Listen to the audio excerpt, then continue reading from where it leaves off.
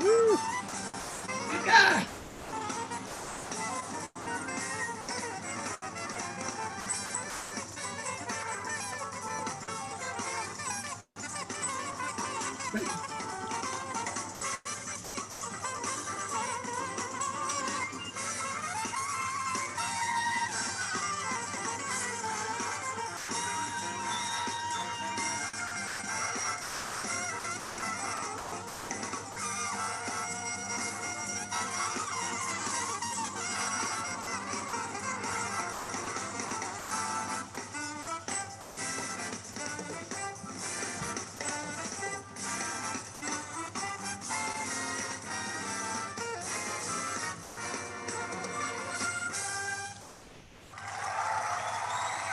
Whoa! Fantastic.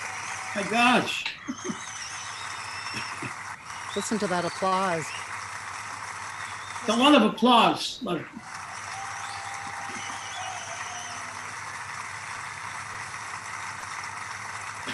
You also heard Carolina Strasberg. Wow.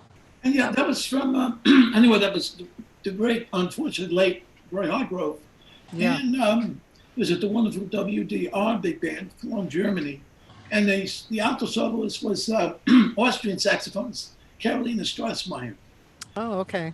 wonderful player, and it's from a live performance in the city of Leverkusen, Germany, which is right outside of Cologne. It's a very big festival every year, and it's Yeah. always fun to play. And anyway, I figured that'd be a good way to wake up the people, get them wide awake before we do anything else. Anyway, thank you, and I'm sorry you have to be outside, but that's okay. Me too. I'm, But it's I'm not your outside. fault. That's okay. I'm outside when I'm inside. That's all right. It's not your fault, but it's uh, I'm outside today because my kitchen is getting torn up, Oh which my I'm God. happy about. I really wanted it to start on Thursday, which was my day off. That Yeah, would be perfect, but life is improvisation, isn't it?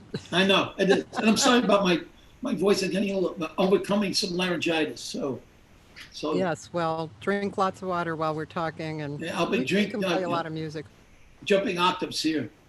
But that was, in fact, that recording, that whole concert, I just informed it will be coming out as a recording. That was just Oh, for concert purposes, but I just found out, which I was very happy about, because not only did I love Roy's playing, uh, which I was hoping it would have come out originally, but now, especially since he passed away, I think it could be another important. He hasn't. I'm not sure. I couldn't be absolutely sure, but I don't know if he's recorded that much with a big band. I know he's had a big band in New York, but I'm not sure. But anyway, the fact that he's recording with this wonderful band from Cologne is an asset, I think, and it's a fun. It was a fun project. I had fun in yeah, all those projects. that was incredible. It was nuts. Um, It was nuts. yeah, and so I know it looks like there's some people who know you too, but also, Michael is a premier arranger and composer, and God, there's so much to your career. And I first heard about you quite a while ago, maybe 15 years ago, through Nancy Morano.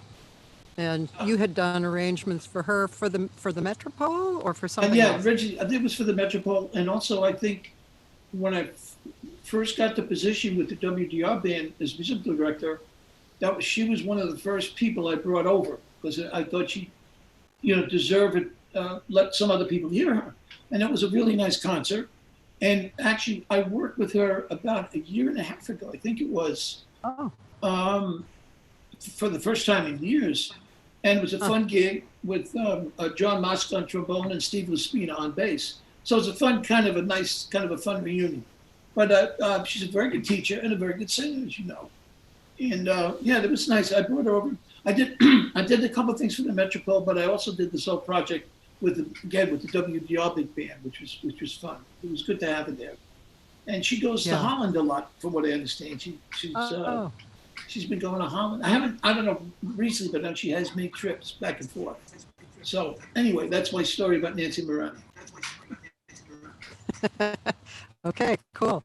Yeah, so with you, I'd like to find out how you came up, because you've done so many prestigious things in your life. I want to know how you came up, and I'm sure everybody would be really interested to hear what your humble beginnings were. Well, I was born in Brooklyn, New York, and my father was a guitar. We're getting a delay or something, I believe. I see that, yeah. Yeah, I'm not sure why, but we're getting it. Anyway, and he was a guitarist in the Freddie Green tradition, and he had a big band. And he also was a barber, so he would do a gig and come back at 3 in the morning and open up the barber shop at 6. So eventually my mother said, this has got to stop, but there was always music in the house. I had an aunt who was a great piano player, couldn't read a note of music, and her and my father would like jam sessions with some of the other relatives, and this would go on for days. I eventually moved to Farmingdale, Long Island. I took about a year of piano lessons when I was in Brooklyn. Moved to Farmingdale when I was about 13 or 14. And there was a wonderful big band, a high school big band, which is where I sort of had my epiphany as far as I really was more determined now that I really wanted to be a musician and play and write, even at 14. And it was a gentleman by the name of Marshall Brown, was the head of the music department at the school at the time, Farmingdale High School. And he had this wonderful band with mentors, but one is John LaPorta, who was a wonderful arranger, composer, famous educator, and a trumpet player, Lou Mucci, who was played on Claude Thornhill's band, played on a lot of the Gil Evans recordings. And so we had some wonderful mentoring, even in the high school band.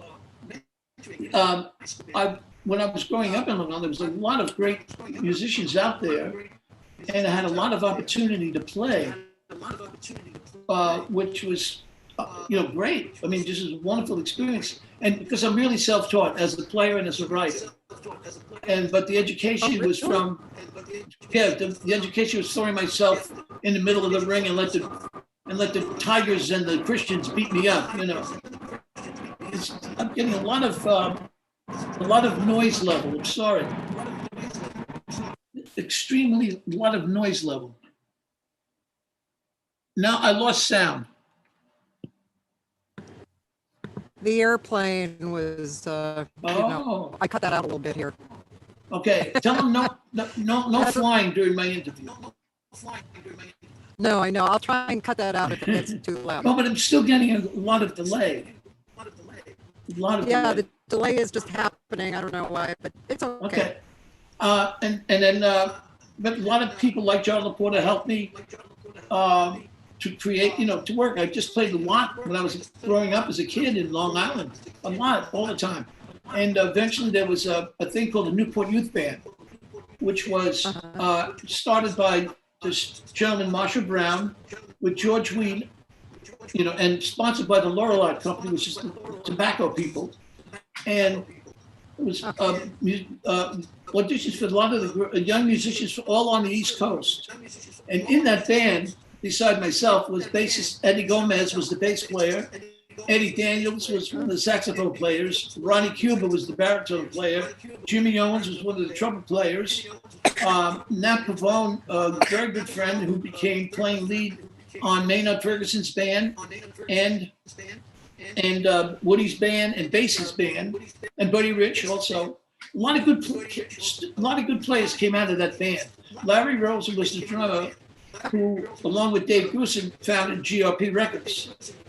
And because of the mentoring with John LaPorta and other people, we had a early insight into jazz education, which we all sort of became interested in as the years went on, trying to be involved in some way. I started writing when I was a kid, and John LaPorta helped me. I was working with, to jump a couple of years, when I was about 18 or 19, I was playing with, I was 19, when the trumpet player Don Ellis, who was living in New York at the time. Really?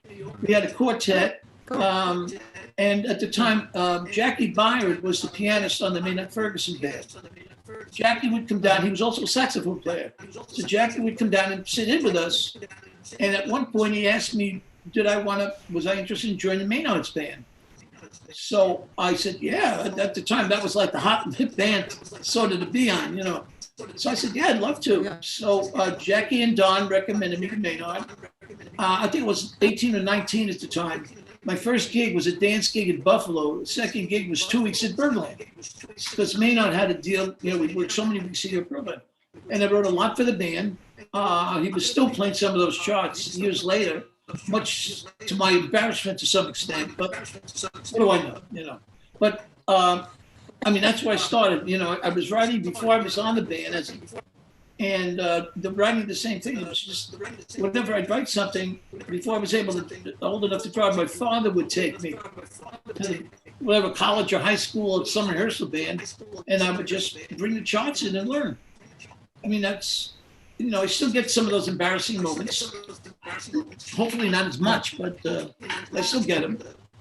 And well, you must have been playing pretty good, because you said you were self-taught. Yeah. You must have been playing pretty good by then, right? I'm sorry? You said you were self-taught. Right. But you must have been playing pretty well by then, right? Well, yeah, because at the time there was an area in Long Island where guys like Oliver Nelson was living, Jimmy Nonahan, the drummer player, Clark Terry was there, two great saxophone players, Buddy Tate and Selden Powell. So I would play with these guys, you know, and that was really you really learned a lot. And playing with people like John LaPorta, you really learned a lot. It's an amazing education. I'm not saying that you shouldn't go that was my school, basically. And I'm still getting feedback. I don't know what's going on quite. Are you hearing? Can you hear me? I can hear you. I just muted my mic so that you weren't hearing the airplane. Anyway, but it was the whole thing. I joined Maynard's band, then I got into writing commercials for television and radio, which was great, which was really another paid education. I got into more R&B and rock and funk music from working in the jingle. But those jingle dates with guys like Randy Brecker, Ronnie Cube, and Dave Taylor, Steve Gadd. So it was pretty hot and heavy jingle days in the 60s and 70s for me. It's a lot of interesting things. I learned a lot. It was a good education. So I got to write the strings a little bit more. But that's how I learned. So you were living in New York, or where were you living at that time? At the time, I was actually, when I was on Maynard's band, I was signing community where my parents lived. You know, I'd go back and forth to Long Island. When the band was in town, home, I would be there, basically.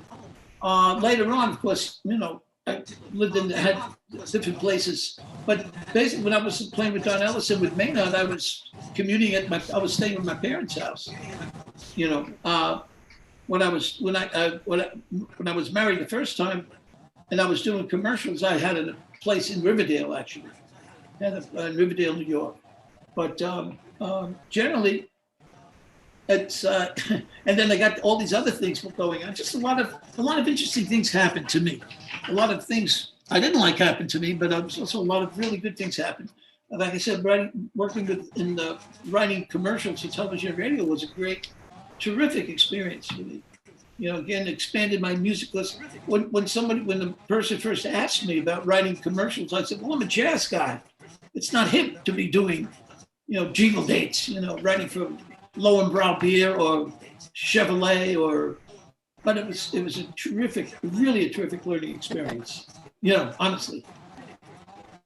So anyway, do you there's since you're a singer, there's two tracks I'd like you to hear.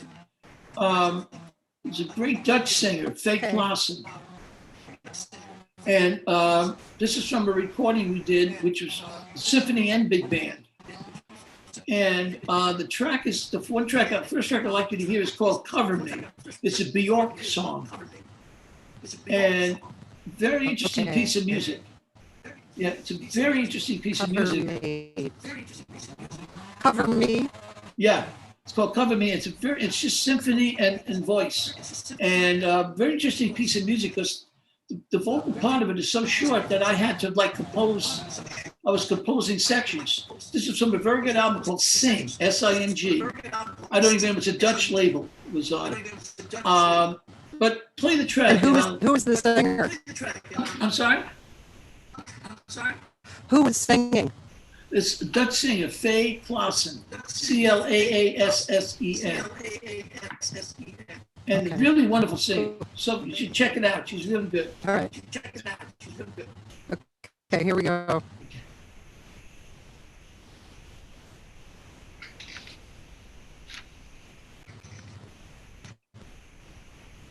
It's coming. Okay. It's a little slow. I'm having some technical difficulties today, but track 8 on set 1. Here we go, I think, right? There you go, right? I can't hear. It's all broken. Everything is breaking out.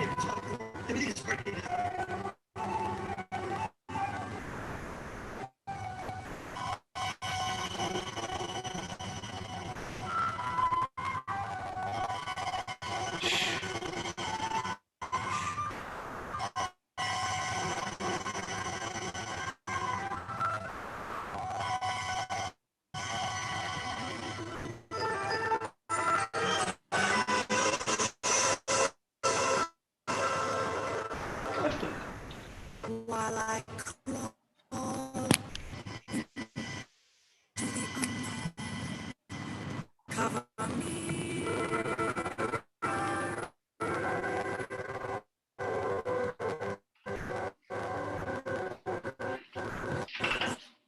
Going hunting for mysteries, cover me.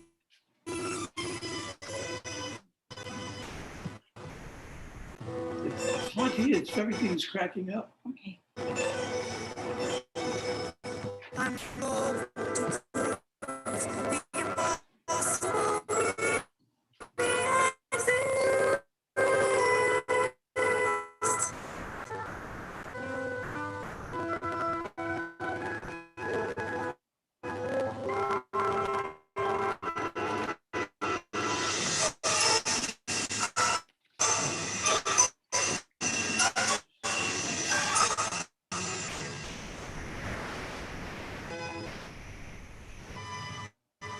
This is real danger.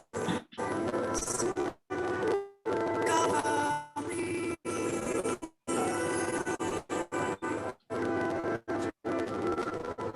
But worth all the effort.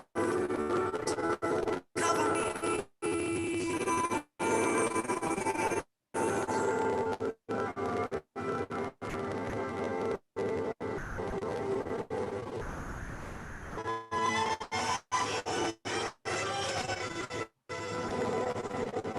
I'm going to prove the impossible reality.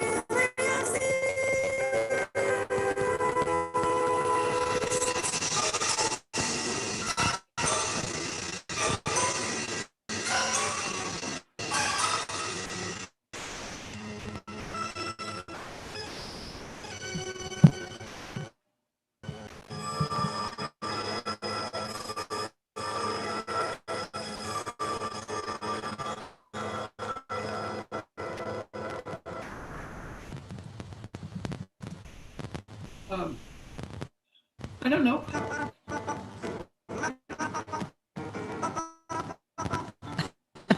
Oh my gosh.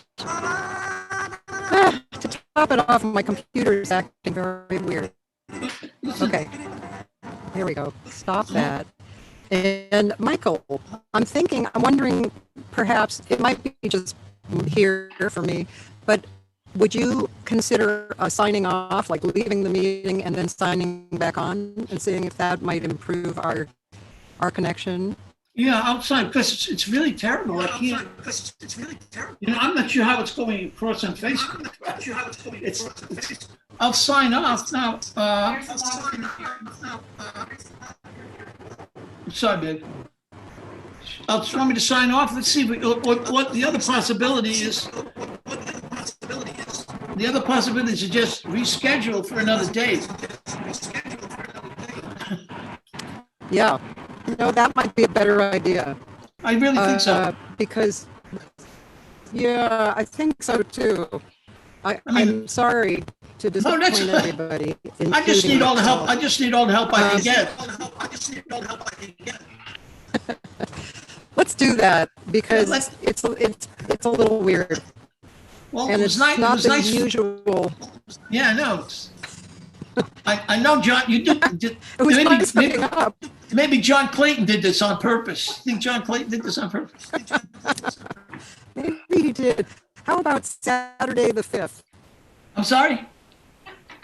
How about Saturday, September 5th? Would you come back? September 5th? It's hard to even tell. Everything's breaking up. Say that one more time. 5th. September 5th. Sounds good. Stay inside.